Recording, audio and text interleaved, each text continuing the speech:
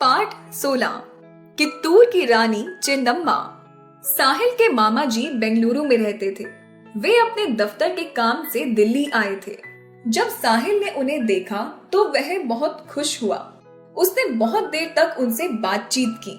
फिर वह उनसे बोला, मामा जी, आप मुझे कित्तूर की रानी चेन्नम्मा के बारे में कुछ बताइए। मुझे आज स्कूल से एक प्रोजेक्ट मिला है। मामा जी बोले, हाँ हाँ साहिल बेटा, तुम जल्दी से हाथ मुंह धोकर भोजन कर लो, फिर मैं तुम्हें अवश्य बताऊंगा। सच मामा जी, मैं अभी आता हूँ, साहिल बोला।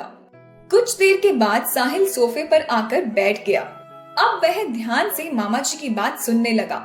उसने उत्साह दिखाते हुए पूछा, मामा जी, योद्धा कौन होता है?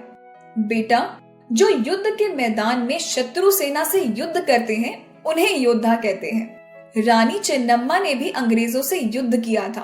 वे महिला शक्ति की प्रतीक थी तथा वे सबके लिए प्रेरणा की स्रोत बनी। अच्छा, जैसे रानी लक्ष्मीबाई ने अंग्रेजों से युद्ध किया था वैसे ही? हाँ बिल्कुल, रानी चेन्नम्मा ने भी अंग्रेजों को धूल चटाई थी। अच्छा मामा जी, साहिल खुश होकर बोला।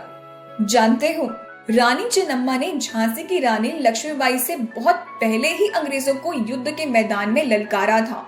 वे पहली रानी थी जिन्होंने ब्रिटिश ईस्ट इंडिया कंपनी से लड़ने के लिए सेना तैयार की थी। मामा जी ने अपनी बात को आगे बढ़ाते हुए कहा, उन्हें तलवार चलाना, घुड़सवारी करना और युद्ध कलाओं को सीखने का शौक बचपन से ही था। वे एक राज परिवार में जन्मी थी, इसी कारण उन्हें अपने शौक को पूरा करने का अवसर भी मिला। अब साहिल का उत्साह बढ़ने लगा था। उसने पूछा, वे कहाँ की रानी थी? मामा जी ने कहा, वे कित्तूर राज्य की रानी थी।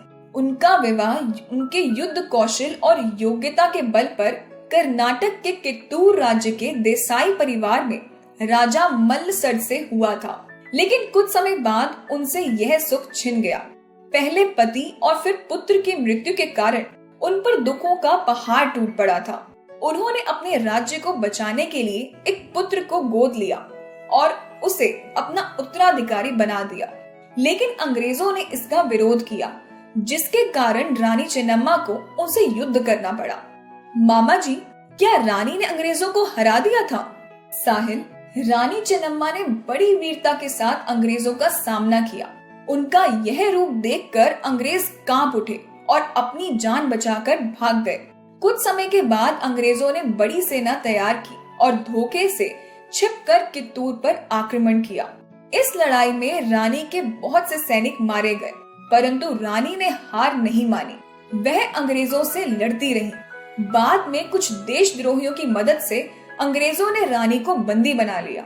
21 फरवरी 1829 को उनकी मृत्यु हो गई।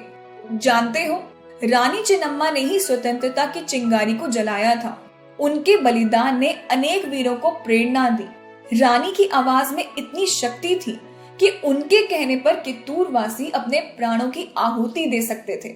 उन्होंने अपने दरबारियों से कहा था, कित्तूर हमारा है, हम अपने इलाके के स्वयं मालिक हैं। कित्तूर का कोई भी निवासी झुकेगा नहीं।